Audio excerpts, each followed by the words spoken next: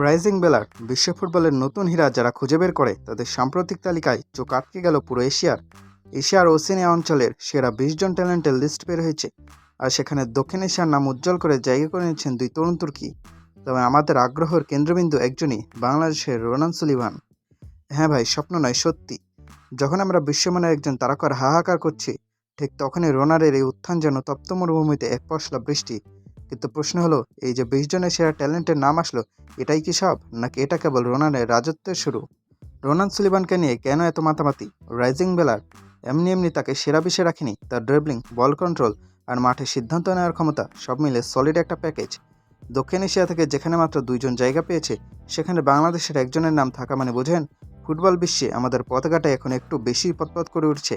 অনেকে তো তাকে এখন আমাদের পরবর্তী সুপারস্টার বলতে শুরু করেছেন। তবে পথটা কি আসলে সহজ?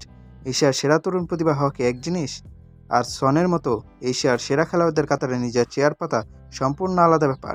এশিয়ার সেরা বিশ্বে নাম আসা মানেই কিন্তু কাজ শেষ নয়। এখানে টিকে থাকাটা অনেকটা ট্রাফিক জ্যামে গাড়ি চালানোর মতো, একটু অসতর্ক হলেই অন্য কেউ পাশ দিয়ে কাটিয়ে বের হয়ে যাবে।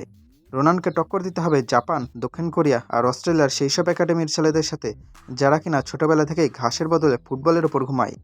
তাছাড়া আমাদের এখানে আবার একটা ভয় আছে, একটু ভালো খেললেই আমরা তাকে নিয়ে এমন হাইপ তুলি যে বেচারা চাপে পড়ে নিজের স্বাভাবিক খেলাটাই ভুলে না যায়। রোনান ভাই, একটু সাবধানে। আমাদের প্রত্যাশা এখন এভারেস্টের সমান। আপনার একটা ড্রিবলিং এখন আমাদের হার্টবিট বাড়িয়ে দেয়। এখন দেখার বিষয় হলো, রোনান কি পারবেন এই ট্যালেন্ট লিস্ট থেকে বেরিয়ে সত্যিকারের গ্রেডদের তালিকায় নাম লেখাতে? প্রতিভা তার পায়ে আছে, কিন্তু দরকার হলো সঠিক গাইডেন্স আর ইউরোপিয়ান স্ট্যান্ডার্ড ট্রেনিং। এশিয়া সেরা হতে হলে কেবল ড্রিবলিং জানলেই হয় না, দরকার হয় ইস্পাত কঠিন মানসিকতা। রোনান আমাদের সেই স্বপ্ন দেখাচ্ছেন যা আমরা অনেক বছর ধরে দেখিনি। সালা বা মাহারেজরা যেভাবে নিজেদের ছাপিয়ে গেছেন, রোনানও কি পারবেন লাল সবুজের জার্সিতে সেই রূপকথা লিখতে? সমর্থকদের দোয়া আর তার পায়ের জাদু, এই দুইয়ের মিশেলে ঘটলে অসম্ভব কিছুই না।